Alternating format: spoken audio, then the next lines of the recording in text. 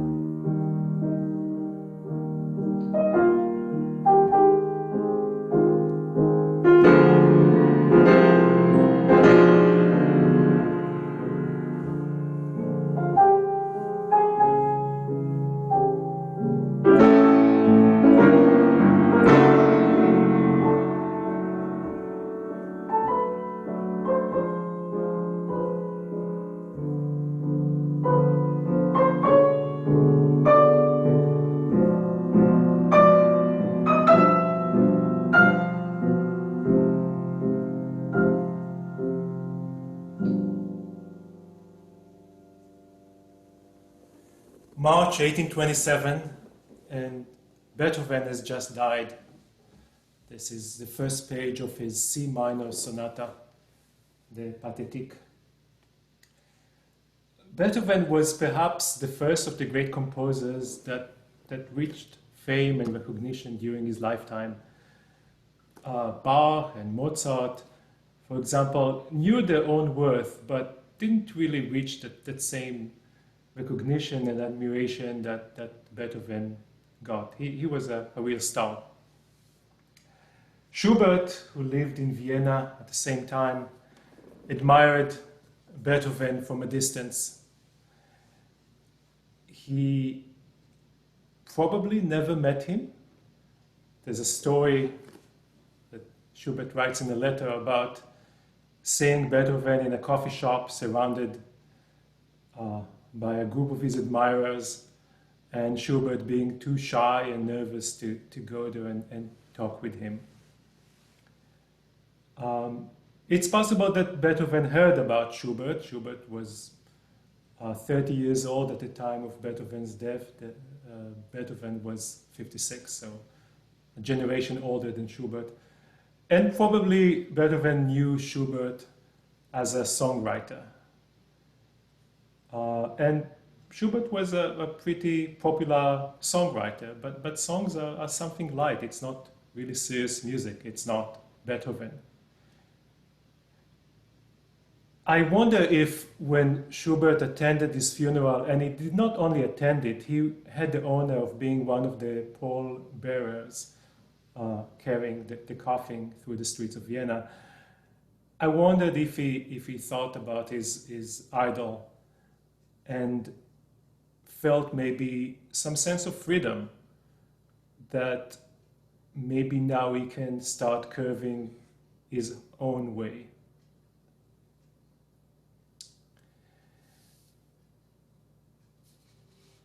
Let's talk a bit about Schubert, the songwriter. As I said, that was his main claim to fame in Vienna of the 1800s.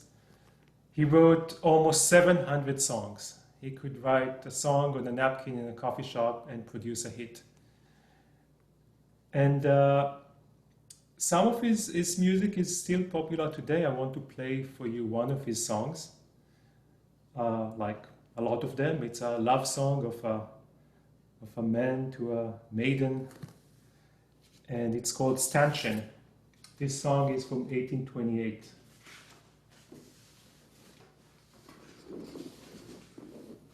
It's also known as a serenade.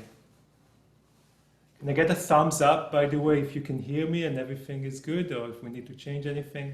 Okay, sounds good.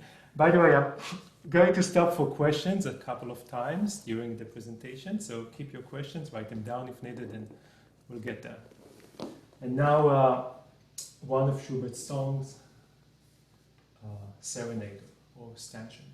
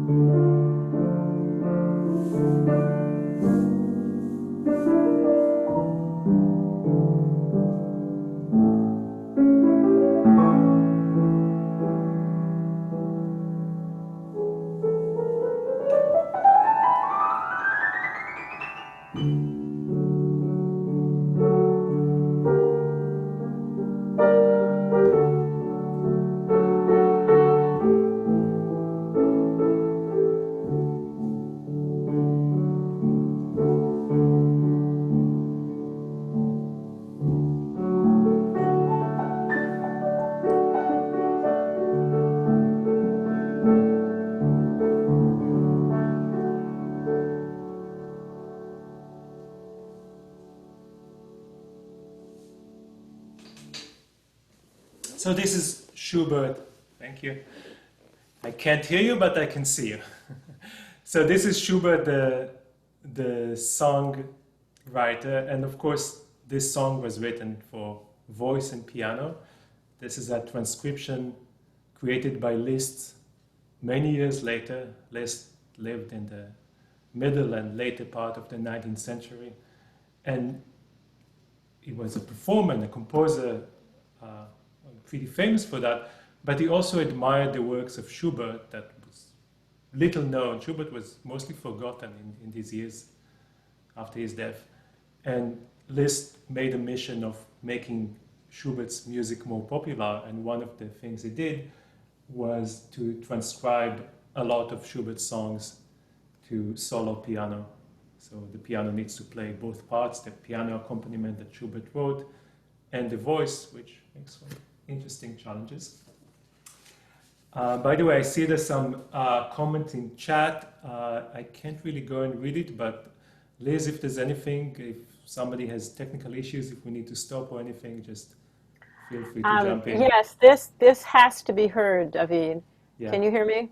Yes. This was from Arlen, who said, absolutely thrilling to be seeing him so close up and hearing his magical music making. Sound is great. Yeah, thank you. Appreciate the feedback. How about Beethoven's melodies, by the way? We heard some beautiful melodies from Beethoven, from Schubert. Anybody can think of any fun, great, catchy melody from Beethoven? Any songs he wrote? How about that Fifth Symphony, that famous? That's not really a melody. That's an interesting motif. And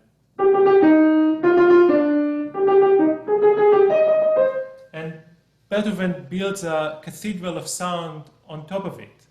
Right? He built this amazing symphony with a lot of power and development and structure. And that is Beethoven's strength. He can take the simplest kind of element and build this musical structure on top of it. But in terms of melodies, let's take another example, the Seventh Symphony. If you remember the famous slow movement of the Seventh Symphony of Beethoven, it goes like this.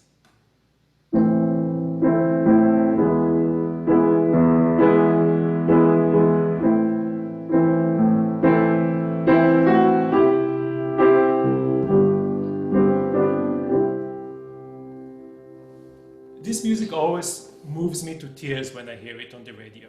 It's amazing movement, very powerful. If you're in bad mood or good mood or whatever, just try to find the slow movement of the Seventh Symphony. But in terms of melody,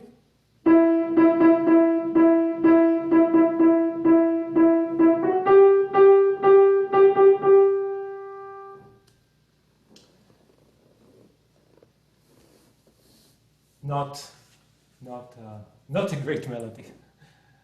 But we're not here to talk about Beethoven and not here to criticize him. Maybe one of his strengths is being able to take these simple elements and build something so complex out of them. And I love the music of Beethoven. I play it, I adore it.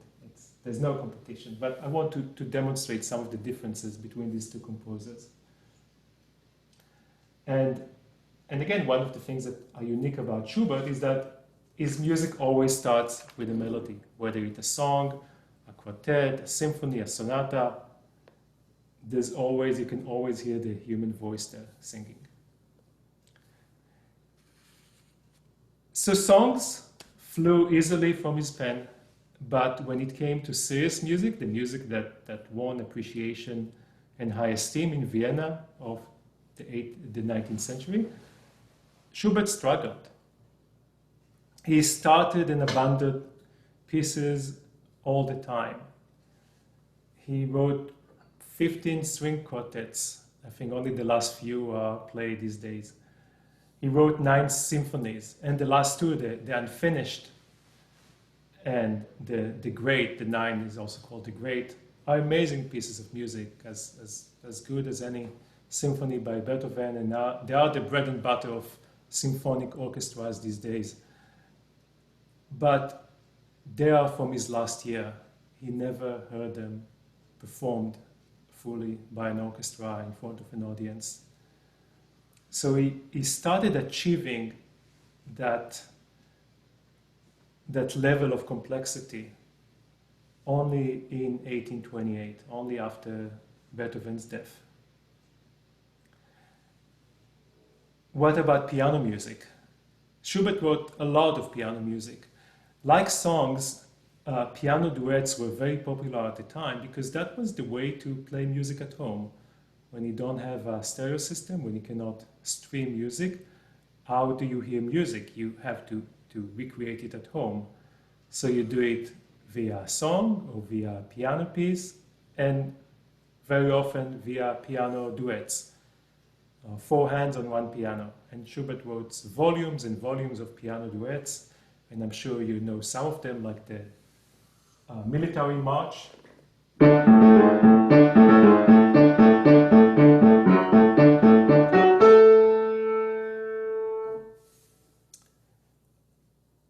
But again, these are like fun, light pieces. What about the sonata? What about this crown achievement of piano writing? Same way that the symphony is the crown achievement of symphonic writing in the 19th century. The sonata, which has a lot of parallels in terms of structure and importance, is the piano equivalent, or there are, of course, sonatas for other chamber music, but we're here to talk about piano. So piano music, you can say that the most important genre in the 19th century would be a piano sonata. And piano sonatas were created by Haydn in the 18th century, and Mozart, of course, added his own, I don't remember, 40 or 50 or 60 sonatas. And Beethoven, again, created the ultimate collection of piano sonatas. People sometimes refer to Bach prelude and fugues as the Old Testament of music, and Beethoven's 32 piano sonatas as the New Testament, like a set of music that says the ultimative, what there is to say, the ultimate about the sonata form. And then poor Schubert starts and stops and starts and stops and writes fragments and abandons them. And he can't really write this kind of music that is appreciated in Vienna. He's not disciplined enough. He doesn't have the structure. He always goes to the melody, to that heavenly length, is how Schumann called it, like, of finding like these different corners and finding here's another melody and I want to show this and I want to show that. It's not Beethoven. Actually, Schubert once said, another letter to a friend, how can anybody write after Beethoven? How can anybody write music after Beethoven? And especially music like the sonata, that has strict rules and conventions, not really his thing.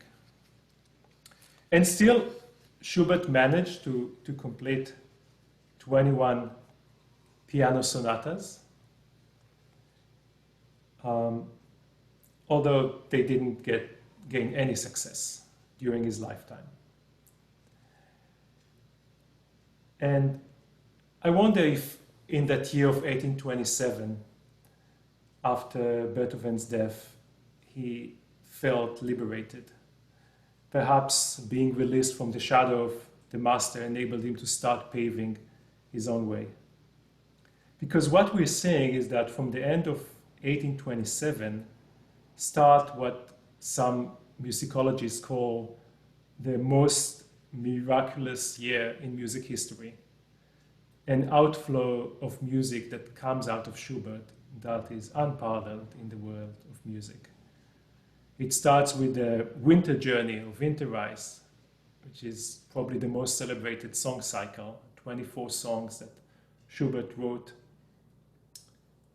in, I think, November of 1827. And they're so gut-wrenching that when he played them to his friends, and by the way, Schubert would play songs and sing them to his friends, that's how he delivered the music.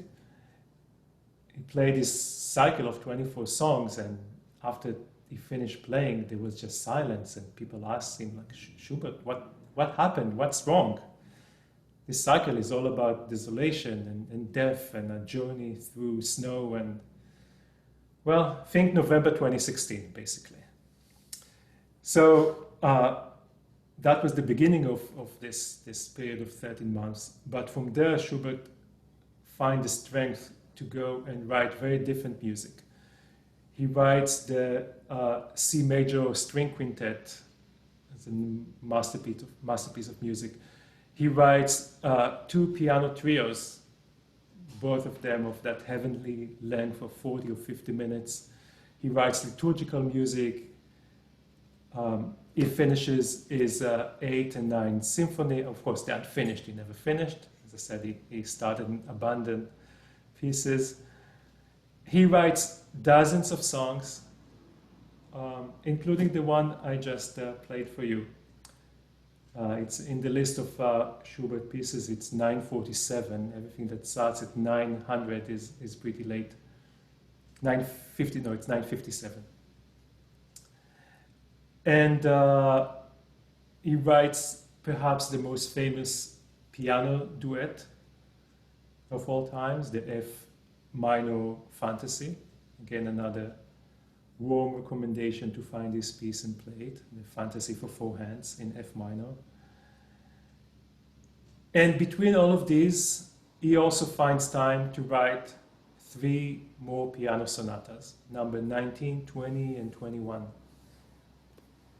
And these are the last sonatas that he's going to write. He wrote them more or less in parallel over the summer of 1828. And each of them is as grand and as substantial and as monumental as anything that Beethoven wrote. They're all pretty lengthy, deep, beautiful, sometimes funny, sometimes sad. And as you can guess, you can see the pattern. He never heard them performed in his lifetime. With deteriorating health and tight finances, he kept composing. He even started taking lessons in counterpoint in November of 1828. He planned to keep going, but he got sicker and sicker, and on the 19th of November, 1828, Schubert died. So right when he achieved that amalgam of classical structure with that Schubertian lyricism, right when he was on the cusp of this new world of music, his life ended. Today I want to talk more about the first of these 3 sonatas, the C minor sonata. And let's first talk about the key of C minor. C minor was a key that is associated with Beethoven. The Pathétique, where we started, is C minor. also the Fifth Symphony. It's the most dramatic scale for Beethoven, and when Schubert chooses this scale, he's basically sending us a message, a hint, like, this is the vision I have, this is what I'm referring to. I'm not writing music of Beethoven, but he is in my mind. And the similarities to the Pathétique only start with the key. Let's go over Schubert's music and the Pathétique and compare them a little. First movement, we already heard Beethoven.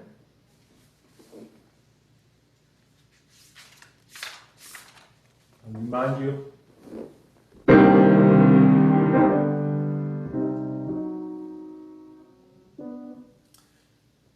Guess how Schubert starts? Should sound familiar.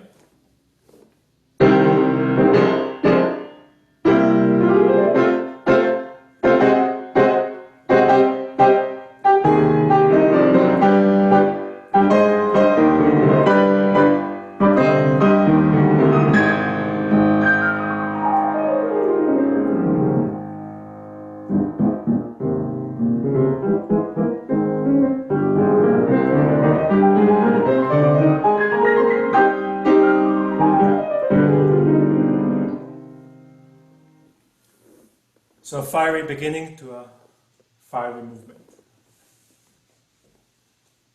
Let's move to the second movement, the slow movement. Sonatas are almost always fast, slow, fast. And Beethoven follows this pattern, and he moves from C minor to A flat major.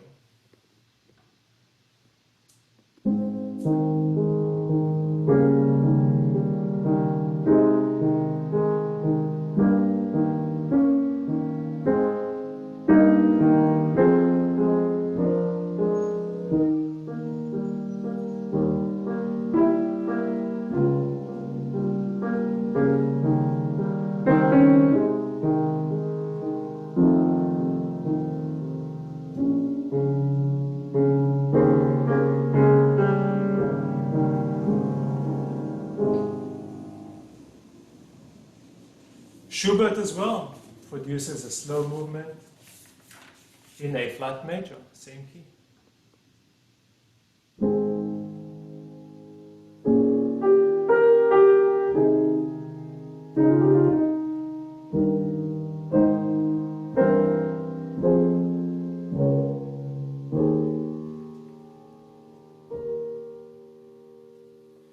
And I'll play the entire movement later. It will be interesting to try to see where Schubert does things differently. And Schubert being Schubert, he's not as structured and disciplined as Beethoven. He's going to change the mood, to change the keys, to go from stormy to quiet, to stop all of a sudden, pause the music and continue. It's more romantic music, it's more dramatic. But still, you can see Beethoven there in the rear mirror view. The third movement, the final movement of the sonata, let's hear Beethoven first. This is a fast movement. And again, I'll just play the first few notes from Beethoven.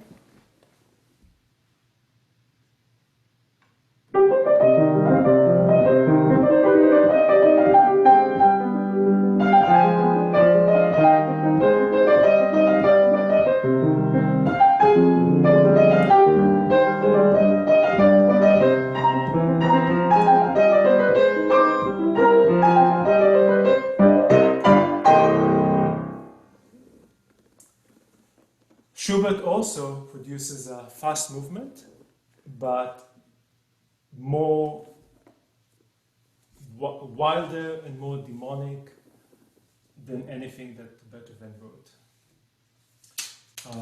I think it was Mitsuko Oshida, one of my favorite pianists, who called it a death hunt.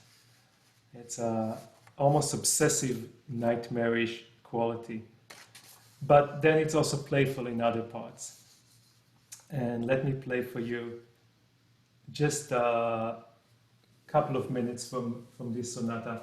I performed it before the pandemic, and it was a lot of work to get it. And when I was warming up for this presentation, I realized how rusty I am, but I'm going to play it anyway.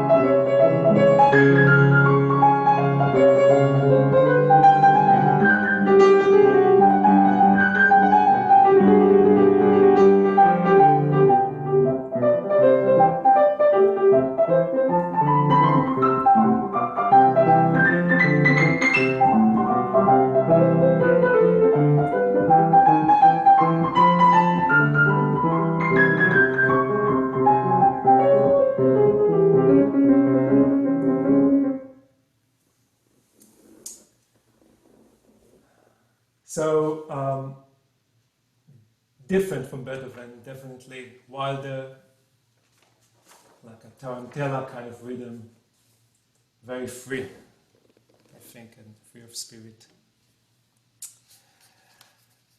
These sonatas are C minor, Deutsch 958, D major 959, B flat major 960.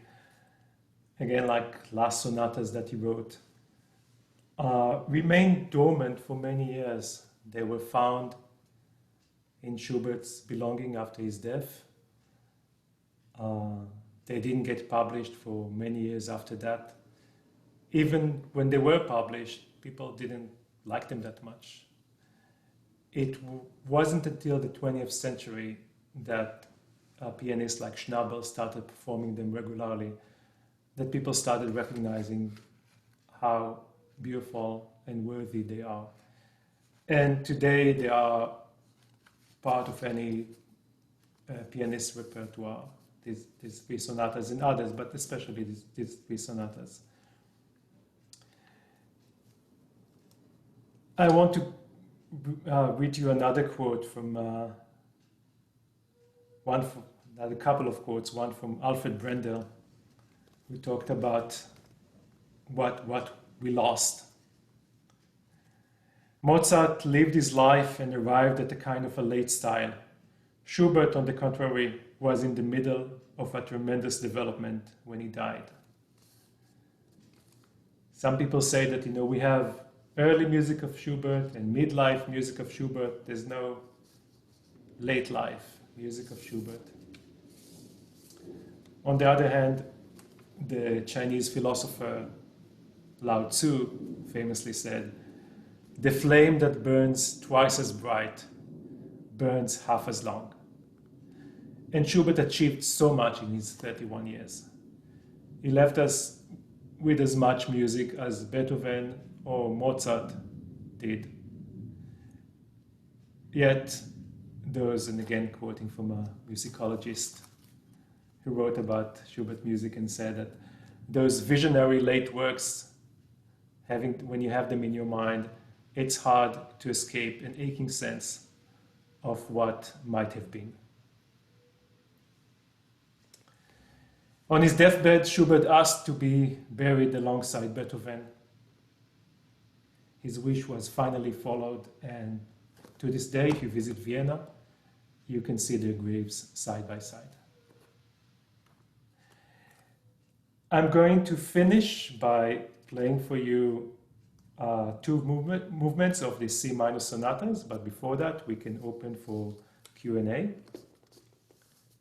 So Liz, can you unmute everyone?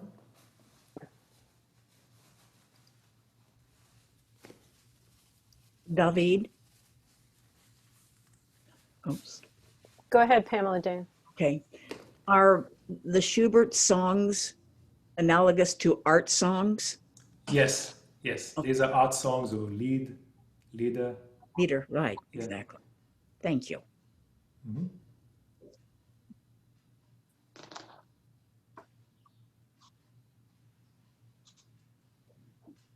John.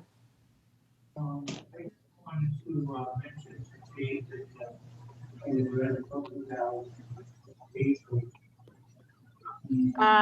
It's hard to hear you. Hold on a second, John. I think I may. I couldn't hear you either. Maybe you can Yeah. type it in the chat and Liz can read it to me. It looks like you're muted, but I heard something. Yeah, I had muffled voice. I'm gonna mute all, and then John, if you can unmute yourself. Got it. Go ahead, Okay. John. Yeah, better. I think I read a book about Beethoven, and not this is positively true, but one of the few people that visited him as he was dying was Schubert. And I wondered if you were going to mention that about the cemetery, because I was surprised to see that his wish, Schubert's wish, was granted to be buried next to Beethoven. Okay, so that's it. The music you're playing is beautiful, by the way. Can you hear? Oh, hold on. I need to unmute you, or you need to unmute you. Yeah. So yeah. Thank you first of all. From what I've read, there's no evidence that the two of them have ever met, but there's evidence that Beethoven was presented with some of Schubert's leads on his deathbed, and he was impressed with that music. But we can't be sure what happened there. No. Right? It sounds pretty certain that this admiration was one way. The young Schubert and the old master, Beethoven knew of his music. It was very late in his life. Yeah. Any other questions?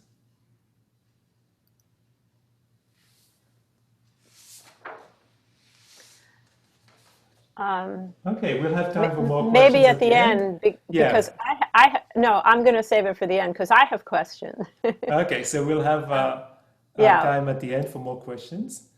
Right. Play for you now the two central movements, the slow one, and the third one. So here's another difference between Beethoven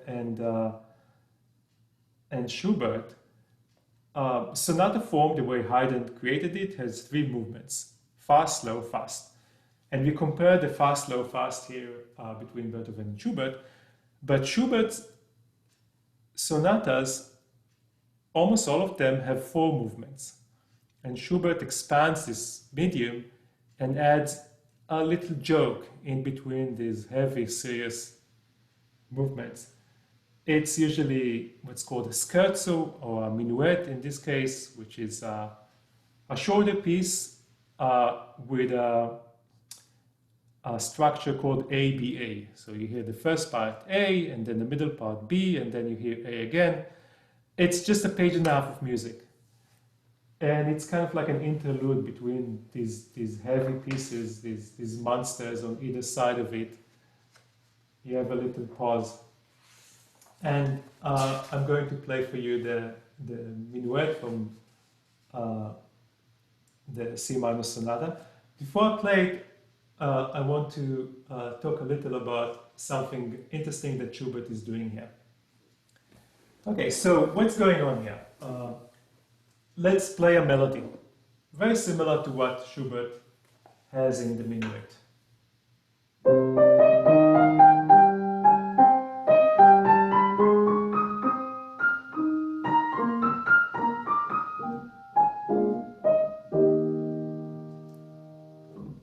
It's nice and symmetrical. You can hear like one, sorry, that's one, that's two, that's three, and we return. So 4, 4, 4, and melody ends. Now Schubert takes that and he does something interesting. He shifts everything by one bar. So that first, that beginning, it's not what Schubert writes. He drops the first bar, which immediately puts the listener off balance. It sounds as if you missed the first 2 seconds of the piece. So you hear these 3 bars and like, okay, did I miss the beginning? And then you hear the 4 and 4, okay, so things are back in place. But then he has an extra bar at the end because he said one at the beginning. So everything kind of like shifts and you, again, off balance. So you're missing something at the beginning, you get it back at the end. It creates this tension that makes it much more interesting, in my opinion. So keep an eye for that when we play that minuet. Another thing to keep in mind is the dramatic pauses that Schubert adds, the scale keys, if you can hear them, the harmony changes, how things keeps changing. They're always like a different ray of light or clouds or different angle to play the same music in a different way. Listen to the changes in mood from quiet and sublime to wild and anxious. It can happen like within half a second in Schubert. Changes in temperament, slow, fast, mellow, strong. Beethoven is a classicist. Schubert is romantic to the core. And I think these pieces will be a good evidence of that. So enough talking. I'm going to perform now the second and third movements of the C minor sonata, the adagio, the slow movement, and that minuet, the one with that joke I mentioned before. Okay, so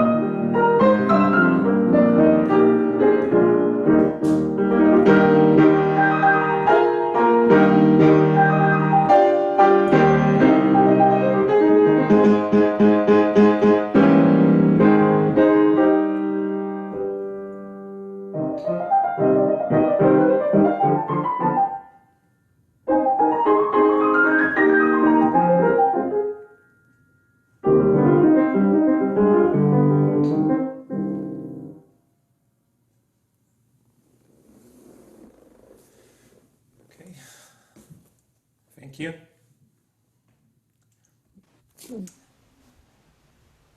Okay, so if there are any more questions, I'll be Okay, happy to. everybody is unmuted. We have to give a rousing rainbow thank you for that. Yay! You're welcome. Yeah. Bravo. Thank you. Bravo. Bravo. I have a question. Those stops, are they like a rest or is that something else altogether? So it depends. In the last piece, these are just empty bars. So there should be exact time of that it would take to play. For example, what was it like? Um,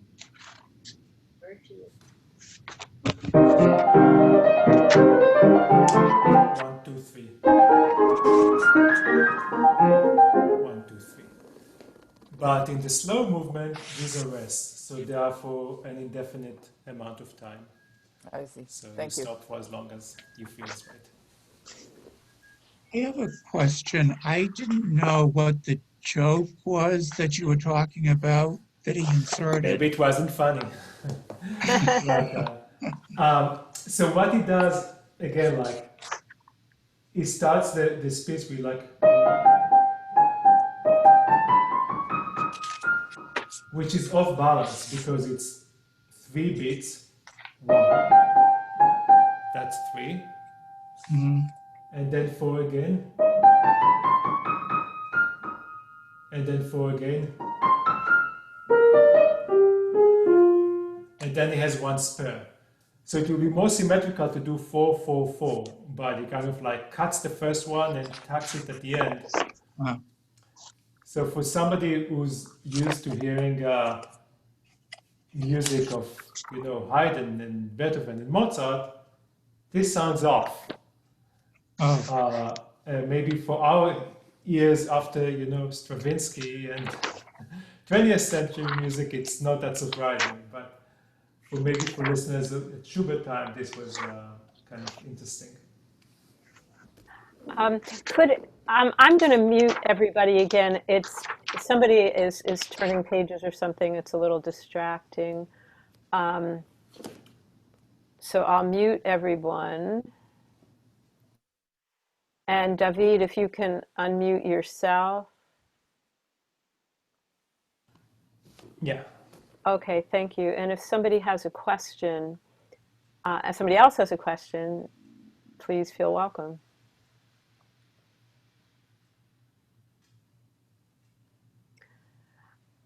I think Oh, Margaret. Margaret.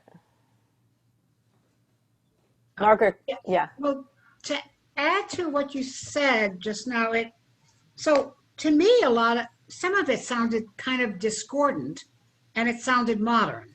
So is he a precursor to more modern music, or was he just like out of his time, kind of? I think he was very much in his time. Um, Or is it just I think me? he expanded. Maybe I just played the wrong notes. That would make it sound No, discordant. you didn't, but I'm sure. uh, but no, I find his music very melodic and not as dissonant as even like Beethoven would do. I think he has a few when he has surprises. It's usually like more of the harmonic nature. For example, at the end of the slow movement, where he moves between like he starts with A flat. This is all harmonic, and then suddenly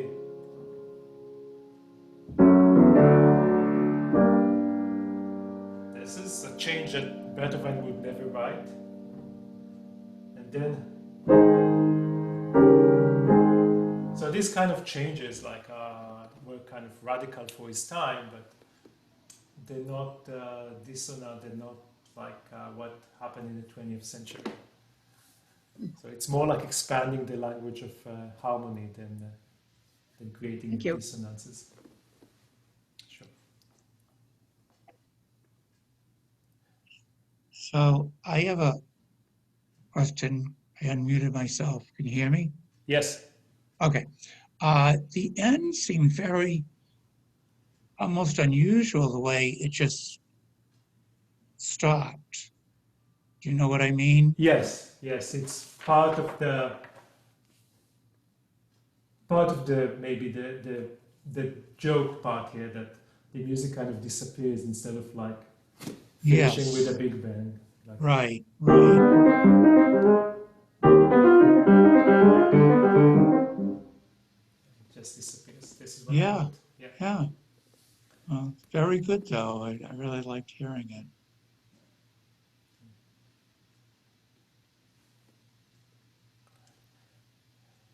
Okay. If there are no other questions, I'll return the class to Liz, and thank you for giving me the opportunity to talk about my love to Schubert. And I Um, hope I will encourage you to go and listen to more. I'll be happy to share some links later if Liz allows me, with some of my favorite Schubert music, including music I played today or talked about, like this F minor fantasy and other pieces of music, the Serenade and other music, uh, Schubert, that would music that of would be Schubert. great, David. I forgot to ask you to make a list of links, but I'm sure Mm-hmm. people would really appreciate that for the music that you Sure. played and any other suggestions. I have a couple of questions. So you made very interesting connections between Schubert and Beethoven today. Where did that come from? Just your knowledge of the sonatas and that you put that together, or was it the research or your teacher or? So the connection between the C minor sonatas is something that I came up with. I didn't see anything about it in the literature. Um, but Schubert's struggling with the sonata format and other kind of like serious pieces of music is well known and well documented. And it's something I forgot to mention. It's interesting to look at how composers, the evidence they leave from the creative process. And if you look at music of Bach and Mozart, they wrote as if God dictates the music to them. Just like it's a flow with no corrections, just written straight on the page. And Schubert is a bit like that as well. Beethoven's manuscripts are a battlefield. It's all like writing and scratching and correcting and writing a second version, a third version, a fourth version. He struggled with every note. With Schubert, everything was flowing out of his pen. But then at the same time, he would write something and discard it after 2 pages. And one of my most frustrating CDs I have is a compact disc of fragments with Life Oh, Ansness and a singer whose name escapes my mind right now. And it's all fragments of songs and piano sonatas, and you hear amazing music, and it just ends like in the middle. It's very frustrating, but like the stuff he left unfinished. And of course, maybe the most famous unfinished piece of music he wrote is the unfinished symphony, the Eighth Symphony, where he left us with only 2 movements, and there's some drafts of a third and a fourth movement that he never completed. yeah, it's funny that you mentioned that symphony. Thank you, because I've been trying to use that as an example for since the class began, and somehow it kept getting bumped.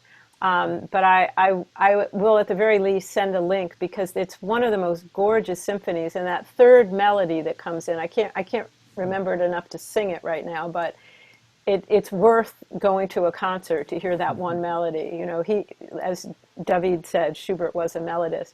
And just maybe last thing is what made you start the piano, and how dedicated were you as a kid to get as good as you are now? Um, I think I should credit my parents for my dad for getting a piano and offering the kids a chance to play it. I don't think I bugged my parents to be able to play music. I like music. I like it when my dad played music, and he thought that it might be a good idea. So I really should credit him. And once I started studying, I couldn't stop playing. Uh, One thing that I regret is that I stopped studying, stopped taking lessons after 5 years because I had a really bad teacher in my last year. And a good teacher can stay with you for life, and a bad teacher can really hurt you. And I had a really great teacher in great two teachers in my first few years, and the bad teacher in the last year. And I was like, okay, I'm not getting anything out of her. So the mind of a child is like, okay, I don't need a teacher, instead of saying, I need a new teacher. So I stopped studying at the age of 14, and only recently, in recent years, I started taking lessons again. And I can tell you it's hard. Like building bad habits for 30 plus years and then trying to fix them when Yeah. you're in your 50s is not easy. But it's worth the effort. I have one more story about my teacher from when I was 13. I called her a few years ago. She's in her 80s. And I told her, hello, Ilana, this is David. Remember you were my teacher for 1 year, 35 years ago? And she was like, David, oh yeah, of course, yeah. Do you want to come over and play? So I went to her place and we played four hands, a lot of Schubert and Mozart and other stuff. And it was amazing. And since then, every time I go back to Israel, where I'm from, in case you wondered about the accent, we meet and we play music. And I can tell you, just looking at this woman playing music will keep you young. She's like in the mid 80s now, and she plays every day for hours. She has friends coming over. She has a cellist friend who just turned 90 and hops up the stairs with a cello, and they play chamber music. It's pretty amazing. So. Oh, that's awesome. Well, I intend to do flute and piano duets with you the minute the pandemic is over. I'd love that. I have Um, oh, go ahead. It's nothing to do with classical, but I've heard David play, and this is the first time I've heard him play classical. So I was lucky enough to hear him play at camp, Thank camp. you. Oh, Thank you, Pamela. So he's not just a classical boy, for a fact. no, David is a man of many talents. Grace. Yes, thank you. David, what was Schubert's life like? Uh, he lived only to mid-30s or so? He died at the age of 31. Uh, So he was 30 at the time of Beethoven's death, and he died a year and a half later. what was his life like when he, until he died? Ups and downs. He was a musical teacher. He taught music. He had a group of friends who admired his music. He struggled to get some recognition. It was very hard to make a living from music. You needed either to teach or to sell your compositions, which he struggled to do. When I was in Vienna, I went to see the room where he lived in the last year of his life. And they even have these glasses, these famous round glasses of Schubert you recognize from the paintings. And he was so poor that in that last year of his life, he didn't even have a piano. He wrote a lot of this piano music without having a piano, without being played his own music. So even he did not hear some of his music. And Wow. his personal life? I'm sorry, what? His personal life? We don't know much about it.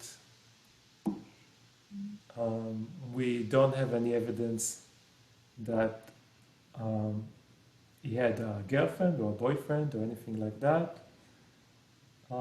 People can make speculations, but we don't have much information about it. Thank you. Well, thank you so much. Being at a live concert today, David, we all My needed this pleasure. on election day. I was Um, happy to forget about it for an hour. so thank you so very much. We really, really appreciate it. It's awesome. You're welcome back anytime.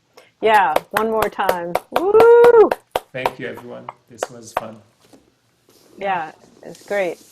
Um, so as for the rest of us, for just the last few minutes, I wanted to chat a little bit about your listener challenge.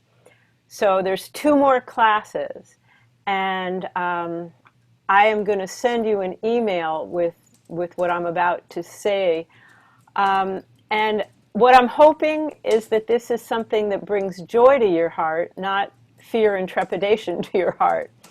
Because my thought is, if you think of it as just a gift that you're giving to a friend, and we're all your friends now, just saying, hey, wow, this is really awesome. This is what I like. Oh, well, what do you like about it? That's kind of the vein that I'm thinking that you're going to